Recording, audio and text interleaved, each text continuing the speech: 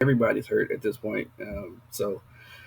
Yeah, I mean, nobody's really going about it, and he didn't offer it as an excuse. I think I'd seen somebody ask him, and he was like, "Yo, I was out there, I was on the floor, I played." So he didn't actually look for any excuses.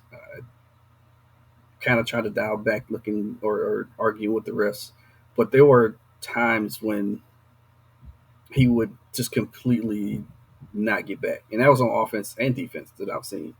Uh, One of the things about, like, again, to me, this is more of a matchup issue than anything, because I think to beat Boston, you've got to push the pace so that they can't get set defensively. And Luka's not a push the pace player, and if you push the pace with Luka, he'll get tired.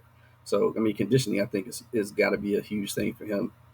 It all starts to make a lot more sense when Michael Finley takes a beer out of his hand. Like, look, bro, like we need you at 100% in a condition standpoint. Like, Yes. offensively, you can pick and choose when you exert energy, but defensively, that is up to the person that you're guarding. And if they're going to pick on you and attack you, that means you're going to be exerting a lot of defense. So I would say just conditioning overall, a little bit better conditioning. I think that they got to the finals, right? Nobody really expected them to get to the finals. So Right. I don't think that they really need to make any changes per se. Most of their team's still young. Um, I don't know what you do with Tim Hardaway Jr.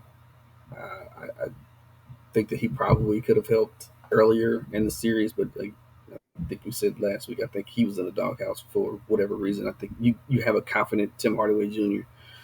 You don't have the issues where you have the huge slumps from the 3 point line, which I think was a problem as well. I think Luka made one of like his last 25 threes or something crazy. Especially in And then, especially in Game 5, he only hit two.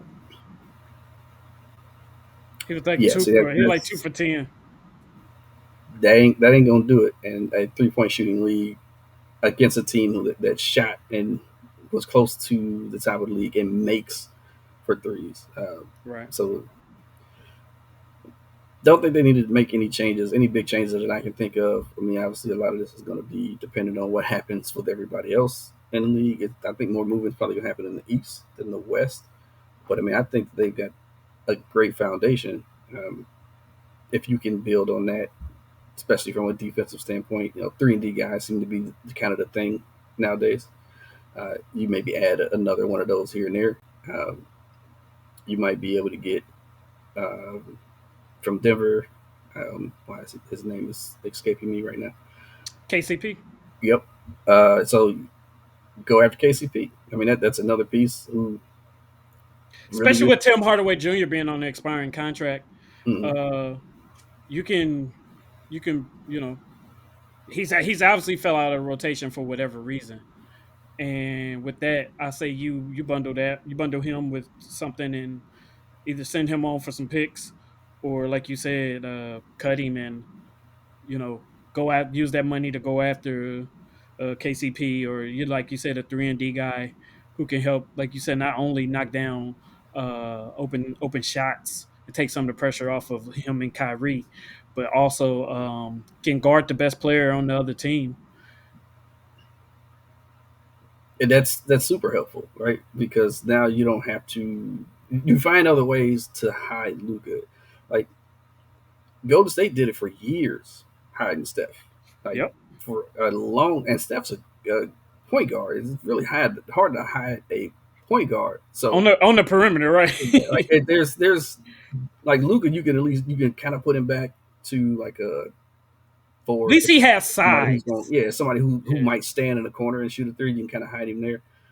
It's a lot harder to hide a guard, but Golden State did it for years until I think got comfortable enough with Steph defensively, and you can do that same thing if you have another ball stopper, right? But you Yeah, have to have because a ball stopper, and they don't have the ball stopper right now.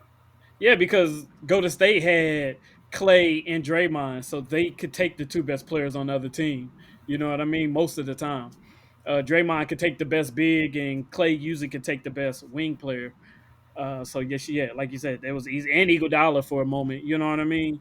Yeah, So for a while, they and had even perimeter defensive Wiggins players. played really good Yeah, defense for yeah, them as well. So like you have somebody else who you can move, and who can stop whoever the actual dribbler is from penetrating, or at least give them a lot more. I mean, that's honestly what happened to Luka. Contest more. Yeah.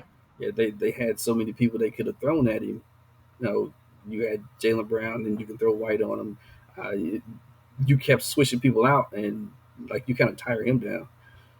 They kind of would benefit with having somebody else who could kind of switch out and at least take the brunt of the defensive effort, and then you can kind of reserve him a little bit. But I don't think they should make any changes.